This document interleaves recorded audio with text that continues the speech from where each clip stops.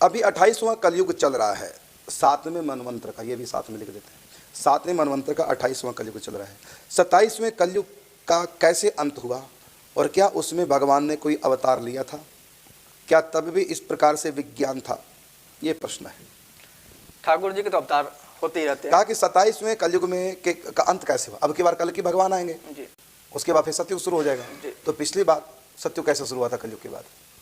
मैंने कहना कि 26वां जो कलयुग था उसका अंत कैसे हुआ? जी महाराज ये कल के अवतार से देख, हाँ बहुत अच्छा, आप थोड़ा विस्तार करेंगे। जी महाराज, जैसे कि ये कुछ अवतार जो हैं वो प्रत्येक युग में होते हैं। उनको बोलते हैं युग अवतार। जी, एक होता है मनवंतर अवतार, एक होता है कल्प अवतार। जी, थोड़ा सा व्याख्या करें। जी महाराज, तो रामकृष्ण जो है ये कल्प अवतार है। ये कल्प अवतार किसको बोलते हैं? जो एक कल्प में एक ही बार आएंगे। हाँ, एक कल्प कितना समय होता है? एक कल्प होता है लगभग 8 अरब और 64 करोड़ साल का। एक कल्प होता है। तो इसमें ब्रह्मा का एक दिन कहलाता है। जी, उसमें 14 मनवंतर होते हैं। एक कल्प में 14 मनवंतर होते हैं। 1000 सतयुग, 1000 त्रेता युग, 1000 द्वापर युग और 1000 कलयुग, यानी चारों युग जब 1000 बार बीत जाएंगे तो एक कल्प हो जाएगा। तो एक कल्प में 1000 बार द्वापर युग आएगा, 1000 बार कलयुग आएगा। तो हर कलयुग में कृष्ण अवतार नहीं होगा। हर द्वापर युग में कृष्ण अवतार नहीं होता। कृष्ण अवतार के 7वें मनवंतर के 28वें द्वापर युग में होता है। तो राम और कृष्ण ये कल्प अवतार माने एक कल्प में एक बार आएंगे। और जो कल की अवतार है और वेद व्यास अवतार, ये युग अवतार है, हर युग में आएंगे। वेद व्यास जी हर द्वापर युग में आएंगे, कल की भगवान हर कलयुग के अंत में आएंगे। इनको बोलते हैं युग अवतार। और रामकृष्ण को बोलते हैं कल्प अवतार, जो हर कल्प में आएंगे। माने 1000 बार जब द्वापर युग बीतेगा तब बारी आती है, अर्थात 7वें मनवंतर के 28वें द्वापर युग में 460वां द्वापर युग बनेगा इस हिसाब से। तो श्री कृष्ण आते हैं ब्रह्मा के एक दिन में एक बार, कल्प प्रभु अवतार ही कल्प में। तो भगवान राम कृष्ण ये कल्प अवतार हैं। और युग अवतार जो प्रत्येक युग में आएंगे वह है, जैसे वेद व्यास जी अवतार हैं हर द्वापर युग में आएंगे। कल की अवतार हर कलयुग के अंत में सत्युग लाने के लिए भगवान आते हैं। एक होता है मनवंतर अवतार, वो मनवंतर अवतार 14 होते हैं, 14 बार। ब्रह्मा के एक दिन में रामकृष्ण कल्प अवतार एक बार, और ब्रह्मा जी के एक दिन में कल की वेद व्यास अवतार युग अवतार 1000 बार, और मनवंतर अवतार 14 बार, क्योंकि 14 मनवंतर होते हैं। उनमें मनु महाराज ये भगवान के अंश अवतार हैं, मनु महाराज, तो इनको बोलते हैं मनवंतर अवतार। फिर आपका प्रश्न था क्या तब भी इस प्रकार से विज्ञान था? इसको तो आप देंगे, होंगे आप देंगे तो विशेष ठीक है। आपका प्रश्न है कि टीवी ये टेलीफोन क्या पिछले कलयुग में भी थे? इसका उत्तर है जितना विज्ञान आज का है ना, जो आप देख रहे हैं ये भौतिक विज्ञान, हर बार विज्ञान आता है, लेकिन हर बार का अलग अलग खोजें हैं, अलग अलग विज्ञान है। कहीं मंत्र विज्ञान, कहीं यंत्र विज्ञान, कहीं तंत्र विज्ञान। ये 3 प्रकार के विज्ञान जो हर बार आते हैं। कभी आता है यंत्र विज्ञान, जिसको आप विज्ञान आज बोल रहे हैं, मोबाइल सबके हाथों में, नेटवर्क वगैरह, इसको बोलते हैं यंत्र विज्ञान। एक होता है मंत्र विज्ञान, ऋषि भी वैज्ञानिक है। मंत्र विज्ञान से तो देखा था कि ग्रह कब पड़ते हैं। ज्योतिष विज्ञान जो है हमारा, इसकी खोज जो ज्योतिष शास्त्र की हुई है, ये ऋषियों की खोज, ये मंत्र विज्ञान है। मंत्र विज्ञान से ही ऋषियों ने जान लिया हजारों लाखों साल पहले नवग्रह होते हैं और ब्रह्मांड भी होते हैं। आज से 5000 साल पहले जब श्री कृष्ण कुरुक्षेत्र में सूर्य ग्रहण के अवसर पर गए थे तो पूरे भारत से ऋषि मुनि आ गए थे, सूर्य ग्रहण से पहले पहुंच गए थे। इसका मतलब सूर्य ग्रहण पड़ेगा ये पहले से ही मालूम सबको हो चुका था। तो आज से 5000 साल पहले कोई टेलीस्कोप नहीं थे, तो कैसे पता चला? मंत्र विज्ञान से। तो कभी मंत्र विज्ञान। अब टीवी देखिए, हसनापुर में संजय बैठे हैं और टीवी देख रहे हैं, कुरुक्षेत्र का लाइव कार्यक्रम चल रहा है, और आंखों देखा हाल टीवी में देख करके संजय धृतराष्ट्र को बता रहे हैं। ये उस समय भी विज्ञान था, लेकिन इस विज्ञान को कहते थे मंत्र विज्ञान। एक और विज्ञान जो रावण के पास था, आज भी है विज्ञान, बहुत कम, उसका नाम है तंत्र विज्ञान। शंकर भगवान ने इस विज्ञान को दिया। तो ये भी विज्ञान है, तंत्र विज्ञान। जो पिरामिड बने हैं वो इसी विज्ञान का एक हिस्सा है। आज तक खोज नहीं पाया कि बनाए किसने, बन कैसे रहते हैं बड़े बड़े पत्थरों से। और जो वास्तुशास्त्र है ये तंत्र विज्ञान है। और इसके अनुसार व्यक्ति तंत्र के अनुसार घर बनाए तो कितना अच्छा होता है, और तंत्र बिगड़ गया तो घर बर्बाद हो जाते हैं। ये तंत्र विज्ञान। तंत्र विज्ञान में आकृतियां होती हैं। हम जो हथेली पे कलीम लिखते हैं और उसमें सड़कों, ये भी एक तंत्र विज्ञान का हिस्सा है। हम माथे पे तिलक लगाते हैं, पहले तंत्र यंत्र बनाते हैं, इसी यंत्र को तंत्र। तो ये तंत्र पहले हम लोग बनाते हैं, तो तंत्र बना के बीच में कली बीज लिखते हैं, ये तो मंत्र है। तो इस प्रकार मंत्र और तंत्र दोनों को मिला करके फिर हम पढ़ करके मंत्र से फिर माथे पे लगाते हैं। इसकी बड़ी महिमा है। तो ये तंत्र विज्ञान, मंत्र विज्ञान और साथ में यंत्र विज्ञान, और ये बारी बारी से आते हैं जाते हैं, आते हैं जाते हैं, लेकिन मिटता कुछ नहीं। ये यंत्र विज्ञान पहले भी था, महाभारत में भी कथाएं आती हैं, अनेक रामायण में भी आती हैं। राम जी जब आते हैं लंका से वापिस, तो पुष्पक विमान से आए थे।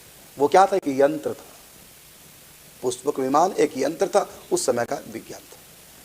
तो ये तो हर बार होते हैं, लेकिन जब सीमा पार हो जाती है किसी भी चीज़ की, जब अति हो जाती है, उसका नाश हो जाता है।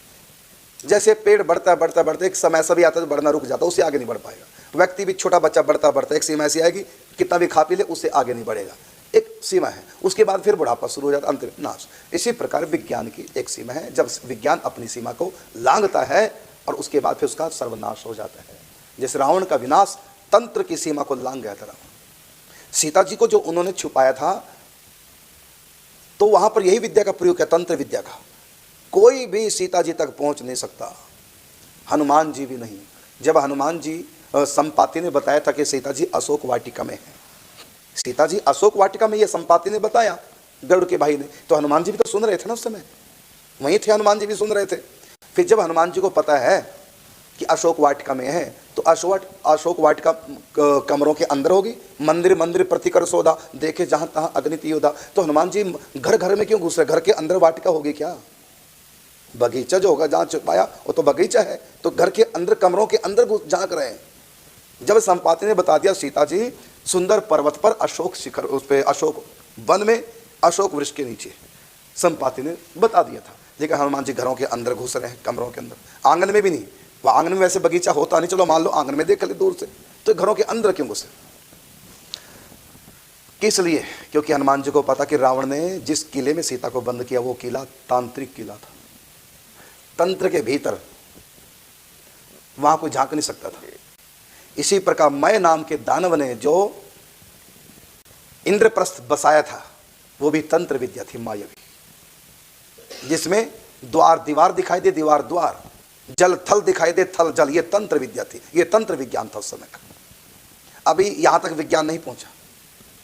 इसी प्रकार से रावण ने भी सीता जी को तांत्रिक महल में रखा था और कोई वहां पहुंच नहीं सकता था। वहां जाने का रास्ता केवल एक व्यक्ति के पास था, वो थे विभीषण जी। इसलिए पहले विभीषण जी से मिले हैं। ढूंढ किसको रहे थे? सीता माता। सीता माता जी को नहीं ढूंढ रहे थे। सीता माता जी को तो पता, रावण को पता है, सॉरी हनुमान जी को पता है कि अशोक वाटिका में अशोक वृक्ष के नीचे बैठी, उनको तो पता था, संपाति से एड्रेस लिख के लाए थे। लेकिन वहां जाएं कैसे? हनुमान जी को पता, तांत्र के बल से वो किला बना रखा है, उसके अंदर कोई जा नहीं सकता, भेदी।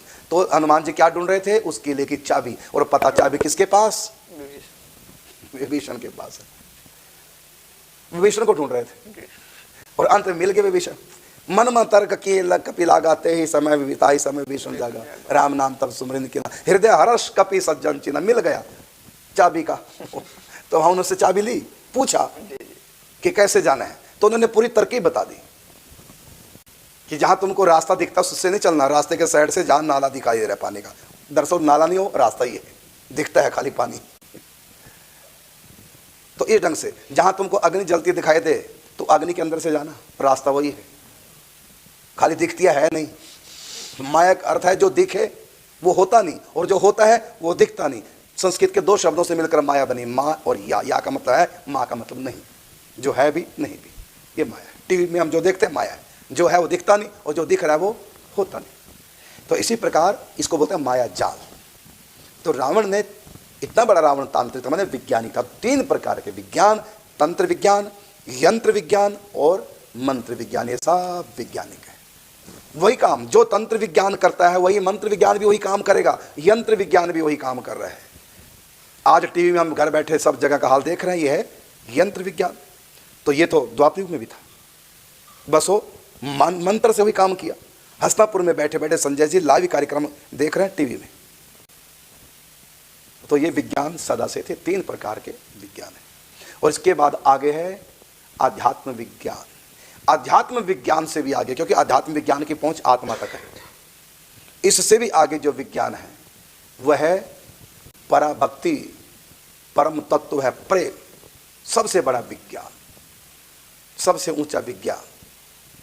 दो मनों को एक कर दे, दूसरे की इच्छा क्या है यहां प्रकट हो जाए, भूख उसको लगी और एहसास यहां होने लगे, दर्द उसको रहे आंसू यहां आने लगे। ये प्रेम विज्ञान बड़ा विचित्र विज्ञान है। इसी की कथा चली थी वृंदावन की कथा में। क्या है प्रेम तत्व, सबसे ऊंची प्रेम सगाई। ये वो ऐसा विचित्र विज्ञान है कि खाए कोई और ही तृप्त भय कोई और, सबसे बड़ा सुख देने